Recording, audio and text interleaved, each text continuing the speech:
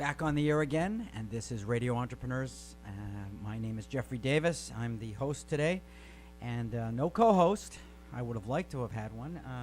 My next guest, one of our reporters, has been my co-host, David Reske of NowSpeed, our social marketing reporter, correct? That's right, digital marketing and social media. And I heard our topic today is marketing ROI.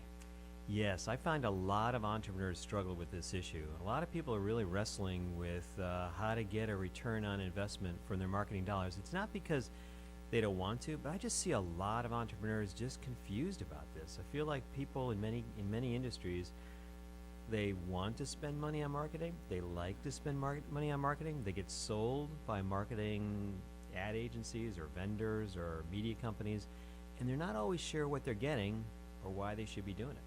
I see it all the time. Right, they're just doing it. They're just doing it, right. So let's reel back to the start. How should they be doing it? Well, ideally, in an ideal world, in a rational business world, you'd say, I've got a business objective.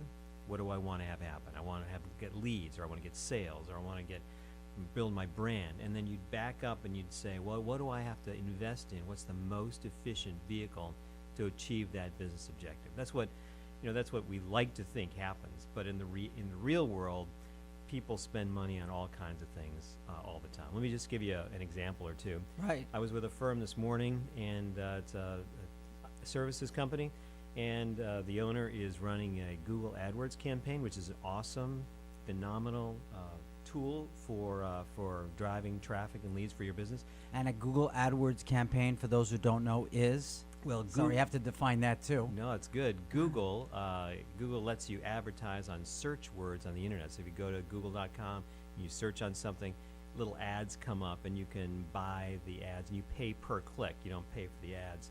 You pay every time somebody clicks on one of your ads. Okay. So this owner is running the campaign, and he's investing in every month. And I said, well, what do you want to have happen? Well, I really want leads. So I said, well, how many leads are coming out of it? I have no idea. I don't know. Well, how much you spend? I spend a couple thousand a month. So this is $24,000 a year he's investing in this campaign, and he doesn't know. And this is not, you'd think this is, maybe one owner is, not looking at it. This is very, very common. People invest money in Google because they think they want to be there, or it feels good to show up on an ad, but they're not really tying it back to the ROI.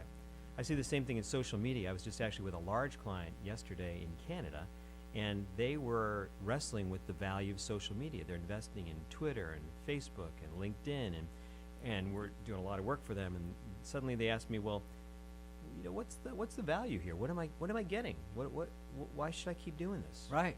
We all think it's a great thing to do social media. It's kind of the in thing to do, but they're really wrestling with it. So I just find that entrepreneurs are confused about this issue all the time. They put a budget, but they're not really knowing why they're doing it, and then what they're getting for it. Right. Yeah. And so they're trying to figure it out, and they try different things, and then they get, the other thing that I see is they get called by a media company, the trade publication in their industry, or the event. The salesperson comes up and said, hey, you could get a booth, you could get a banner ad, you could get a page in my magazine. Wouldn't that feel great? And it does, and then they make an investment. Until after it's done and you have no clients from it. Right, and they come back from the trade show and say, well, how many leads did you get? Well, nothing. So it's kind of hard. I think it's a little confusing because there's so many different options, and it's hard for the entrepreneur to get their arms around, kind of create a model for making rational decisions in marketing investments.